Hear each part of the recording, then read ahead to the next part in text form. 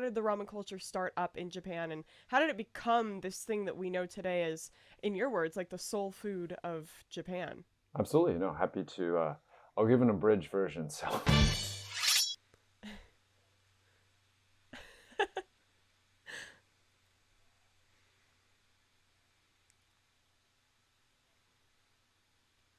Mm.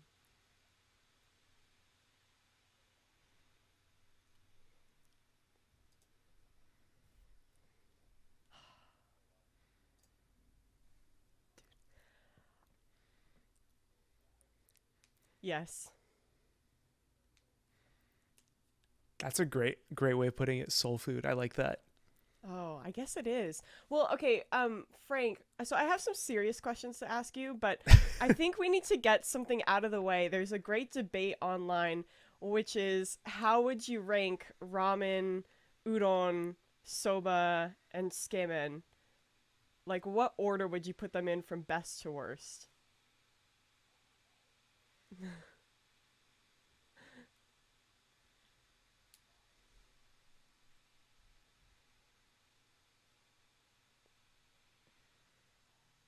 Yeah, yeah, yeah.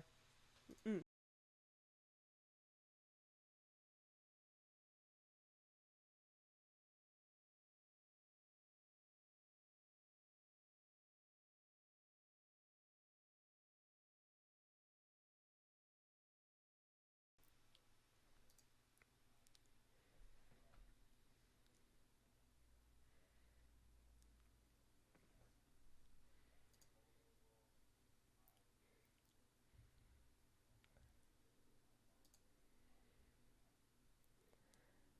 Oh. Mm.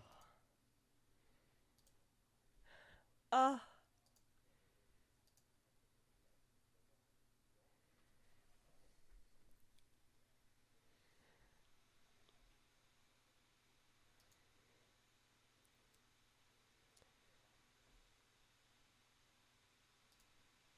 mm.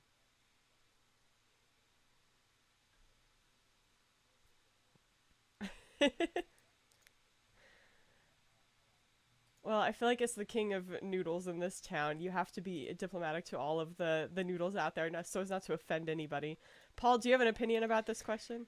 So I think it kind of comes down to something we slightly talked about like 3 minutes ago before we started about like pho versus ramen. Mm. And for me, it's like what I'm actually in the mood for. And I don't know if it's because of like I've eaten a lot of ramen here in the States, and the one time I had it in Japan, or when I was in Japan, it was only a little bit here and there because I really leaned on like rice dishes while I was out there because it just was easier to come by and easier to eat for me.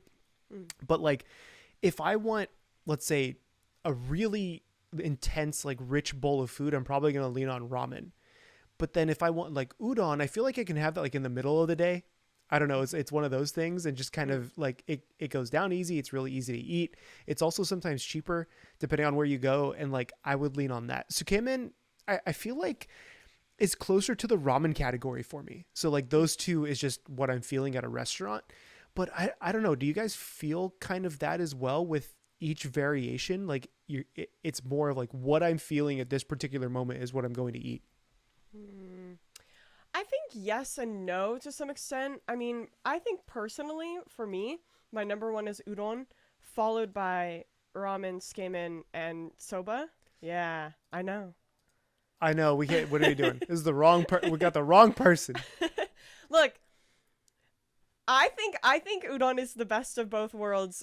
Like sometimes ramen, I feel like the broth can be really, really heavy and rich and fatty, and that's good sometimes.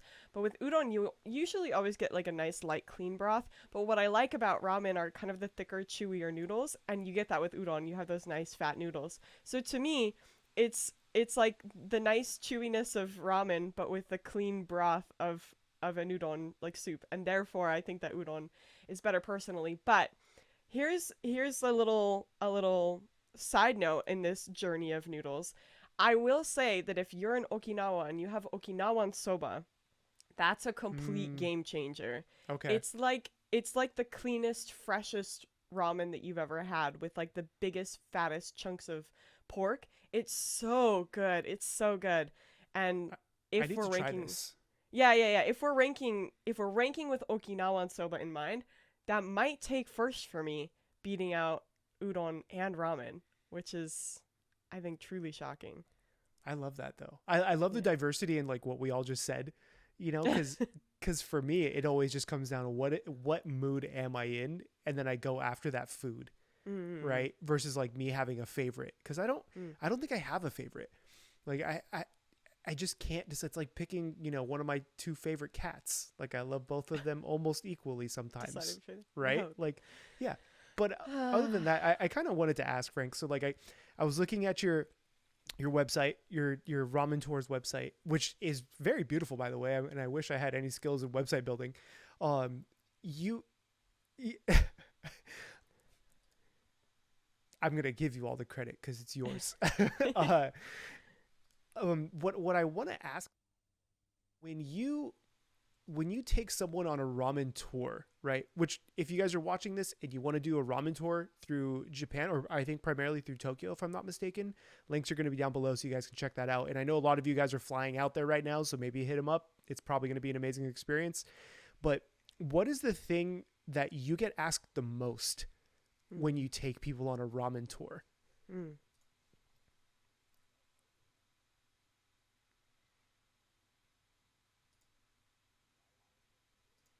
That's perfect.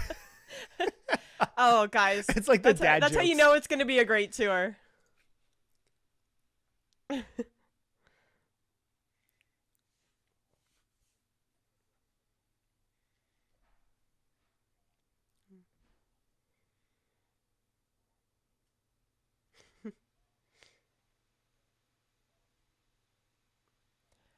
Oh, Right.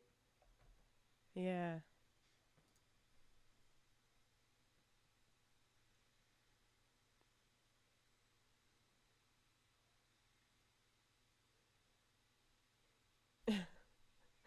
Classic.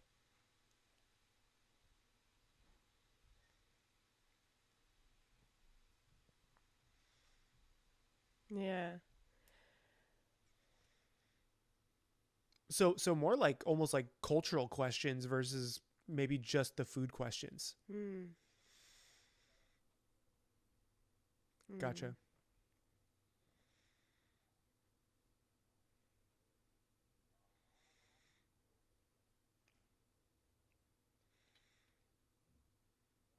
Mm. Mm.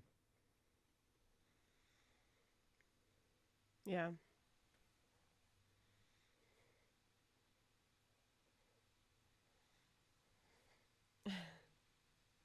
Yeah, that is something that I really, really like about. I think the history of ramen is really fascinating.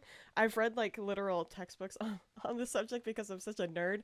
Um, but Frank, can you go into any detail about like give us like a little backstory? How did the ramen culture start up in Japan, and how did it become this thing that we know today as, in your words, like the soul food of Japan? Absolutely, no, happy to. I'll give an abridged version so we don't take up 3 hours. But long story short, a lot of Chinese immigrants came to Japan at the turn of the century, and as they've done Mm. around the world, they were, building Chinatowns, let's say, and a lot more than before. Let's say different Chinese noodle dishes were available to the general public here in Japan. And what Mm. happened was a lot of people decided to localize those dishes. They took those Chinese Mm. noodle soup dishes and said, hey, let's tweak the recipes. So unlike maybe soba or udon, which as was mentioned earlier, maybe like a lighter soup, or maybe dashi, which would include things like kelp, this happened later, but these little adjustments made, kind of bringing the two worlds together, maybe like a meatier chicken or pork based, let's say Chinese noodle soup, combined with a little bit of Japanese, more a more delicate touch in terms of those. So kind of bringing those two worlds together. So Chinese origin dish eventually became a distinctly Japanese dish after it was localized. So that's Mm. essentially the story of Interesting. ramen. I like that because my sciencey brain immediately thinks like maybe because of the sodium bicarbonate in the noodles, right? Wow, wow. Like, I love the I love the details there.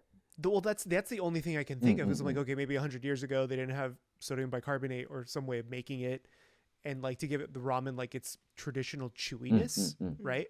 Because I'm assuming like when you make a bone broth for ramen, you have to like emulsify the broth by boiling the bones for a long Mhm, time, and mhm. that's been around for thousands of years. Mm. The only thing I could think of is really just the noodles, right? Because if you really think about like the udon or buckwheat, both of them are primarily just flour and water, whether or Yeah. not it's wheat flour or buckwheat flour.